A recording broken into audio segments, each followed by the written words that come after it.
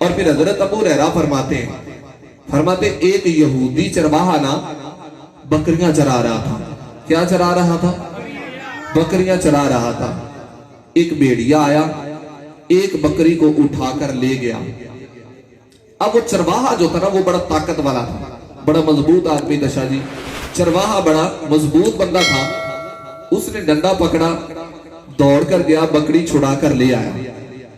جب بکری چھڑا کر لایا نا تو اب بھیڑیے نے پتہ کیا کیا, وہ ایک اونچی سی جگہ پر بیٹھ کر کہنے لگا اللہ نے مجھے رزق دیا تھا, تو نے چھین لیا ہے. اللہ نے مجھے رزق دیا, تو نے چھین لیا. اب وہ بول اس طرح رہا تھا جس طرح بندے نہیں باتیں کرتے, جس طرح انسان باتیں کرتے. چرواہا کہنے لگا یہ تو بڑا عجیب منظر ہے, کہ ایسا منظر تو میں نے پہلے کبھی نہیں دیکھا کہ بھیڑیے بھی باتیں کرتے ہیں, بھیڑیے بھی باتیں کرتے ہیں. چرواہا پریشان ہوا. جب بھیڑیے نے یہ بات سنی تو بھیڑیا کہنے لگا میں تجھے اس سے زیادہ ایک عجیب بات نہ بتاؤں. اور یار بولو نا ذرا سبحان اللہ, اور اونچی آواز میں بولے ذرا سبحان اللہ.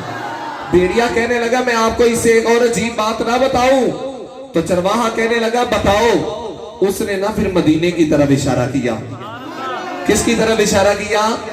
مدینے کی طرف. کون سا مدینہ؟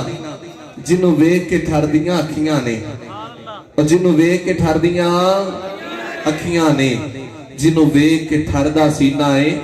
رب سونیا تیری ساری خدائی وچوں ایک کوئی تے شہر مدینہ ہے, اور بڑی امید ہے سرکار قدموں میں بلائیں گے. کرم کی جب نظر ہوگی مدینے ہم بھی جائیں گے. اور پھر شاعر نے طرز میں سنا دوں آپ کو جی, ذرا توجہ کریں. تیرے روزے تیاواں میں مدینے وچ رہن والیا, تیرے جو جانا چاہتا وہ مل کر بولے. تیرے روزے تیاواں میں مدینے وچ رہن والیا, جانی سینے نو لاواں میں مدینے وچ رہن والیا, تیرے روزے تیاواں میں مدینے وچ رہن والیا. اب نا اس نے مدینے کی طرف اشارہ کیا اور کہنے لگا وہ جو سامنے کھجوریں نہیں نظر آ رہی, کہنے لگے ادھر ایک ایسا نبی آیا ہے جو ہو چکا ہے اس کی بھی خبر دیتا ہے, جو ہونے والا ہے اس کی بھی خبر دیتا ہے.